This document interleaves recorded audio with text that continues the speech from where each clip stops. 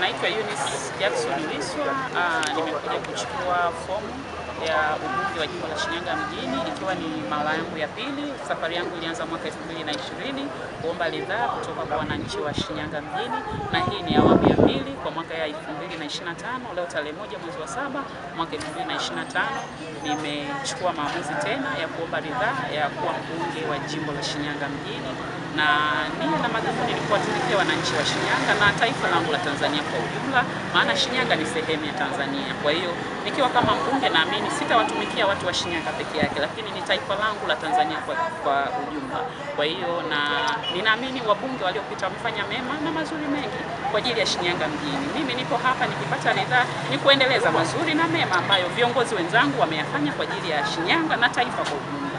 Kwa hiyo ninamshukuru Mungu na ninaamini kwa neema na uwezo wa Mungu hili linawezekana.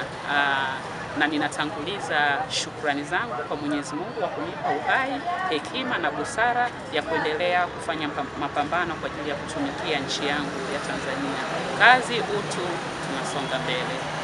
East African Spirits Company Limited ni kampuni inayojihusisha na uzalishaji wa pombe kali na bia. Kampuni hii ilianza mnamo 2018 ambapo ilianza na line ya plastiki. Tulianza uzalishaji wa bidhaa yetu inayoitwa Diamond Rock. 2019 tukaanzisha line yetu ya line ya glasi ambao tunazalisha bidhaa yetu pendwa Hanson's Choice. 2023 ndipo tulipoanza ku blend na ku manufacture beers zikiwa ni Hanson's Light, Goldberg, Basembi ambayo imeunga mwaka 2024 na Hanson's Dry iliyoanza uzalishaji mwaka 2025. Bidhaa zetu ni bora, salama, zimethibitishwa na TBS, lakini pia zina key element au niseme ni zina sifa kuu ya kutokuwa na hangover, kutokuwa na harufu mbaya, na pia zina bei nafuu kwa kila Mtanzania.